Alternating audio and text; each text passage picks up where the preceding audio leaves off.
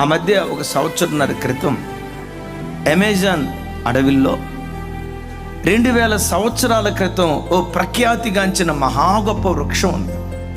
దాదాపుగా చెట్టు వయసు 2000 సంవత్సరాలు అని చెప్తారు. 2000 సంవత్సరాల చరిత్ర కలిగిన, ఆకాశం అంటే అంత ఎత్తు, సువిశాలమైనటువంటి కొమ్మలు, ఇంత మహా గొప్ప వృక్షం సంవత్సరంన్నర క్రితం పెట్టమని కుప్పలాగా కూలిపోయి విరిగిపోయింది.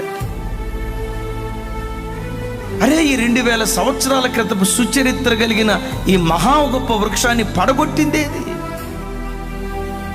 ఎవరైనా వచ్చి గొట్టలతో నరికారా? లేదే.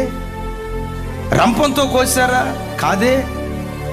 ఏమైనా కట్టలు తీసుకొచ్చి, మిషన్ తీసుకొచ్చి దాన్ని ముక్కలు చేశారా? లేదే.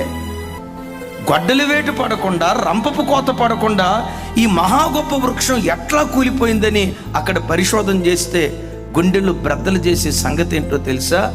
ఆ చెట్టు లోపట పుట్టిన చిన్న చిన్న చెదలు. ఏవి?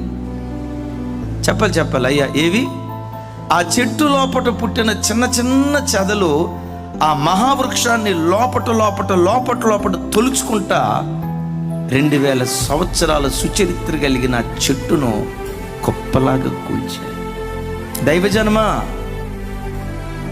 నా వ్యక్తిగత భక్తి జీవితంలో కూడా నువ్వు 20 సంవత్సరాల దృఢమైన విశ్వాసివైనా, 30 సంవత్సరాల బలమైన ఆత్మీయ అనుభవాలు కలిగిన వ్యక్తివైనా, చిన్న బలహీనతలు నీ భక్తి జీవితంలో చోటిస్తే, అయ్యా అమ్మా నా వైపు చూడు.